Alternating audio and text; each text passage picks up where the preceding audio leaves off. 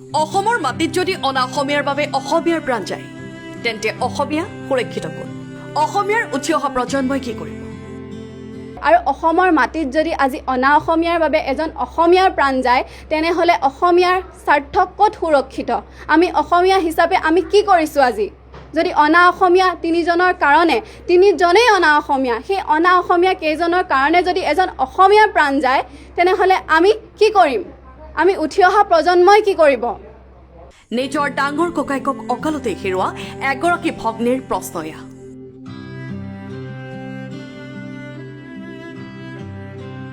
ধলপুৰৰ পৰা গৈ গুৱাহাটীৰ এফিনিটি ক্লাছৰ মালিক হৈছিলকৈ পৱন হাজৰিকা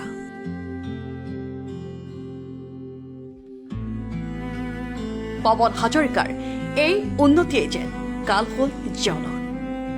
পৱনক ধ্বংস কৰিবলৈ তিনিজন অনা অসমীয়া অংকিত আগৰৱাল বিকাশ চিৰচিয়া আৰু নিলয় কুমাৰ লাগি পৰে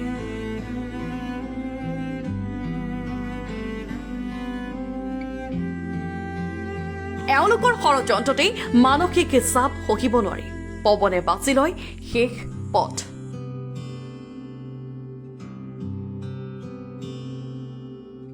এই ষড়যন্ত্ৰৰ এজন মূল কাণ্ডাৰী আছিল পটেঞ্চিয়েল কনচেপ্টৰ স্বত্বাধিকাৰী বিকাশ চিচৰীয়া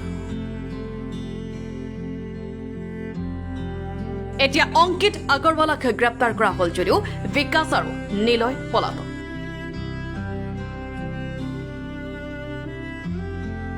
তদন্ত বহুত লেহেমীয়া হৈছে সেয়া স্পষ্ট কাৰণ তিনিজন ব্যক্তিৰ নাম স্পষ্টকৈ উল্লেখ থকাৰ পাছতো কেৱল এজন ব্যক্তিক আটক কৰা হ'ল সেই আটক কৰিবলৈ আৰক্ষীৰ কোনো ধৰণৰ সমস্যা হোৱা নাছিলে কাৰণ তেওঁ ঘটনাস্থলীত উপস্থিত হ'ল তেওঁক তাৰ পৰাই লৈ গ'ল বাকী দুজন ব্যক্তি যি বিকাশ চিচদিয়া সেই বিকাশ চিচদিয়াক আটক কৰা হোৱা নাই নিলয় কুমাৰক আটক কৰা হোৱা নাই তাৰ বাহিৰে তেনেহ'লে সেই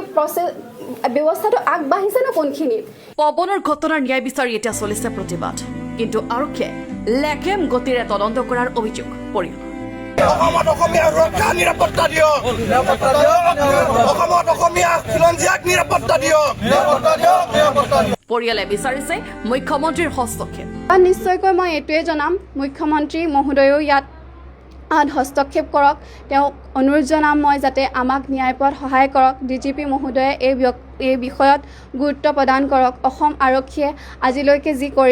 কৰিছে কিন্তু আজিৰ পৰা যাতে সেই ঘটনাৰ তদন্ত আৰু খৰতকীয়া হওক আমাক ন্যায় প্ৰদান কৰক আৰু সঁচাকৈ তেওঁলোক বহুত ডাঙৰ ডাঙৰ মানুহ তেওঁলোকৰ লগত যুঁজ দিয়াৰ শক্তি আমাৰ নাই গতিকে মই সমূহ অসমবাসী ৰাইজ তথা দল সংগঠন সকলকো অনুৰোধ জনাম যাতে এই সময়ত আমাৰ লগত থিয় দিয়ক পৱনৰ দৰে প্ৰতিভাৱান যুৱকৰ পৰিয়ালে ন্যায় পাবনে ব্যুৰ ৰিপৰ্ট লখিমপুৰ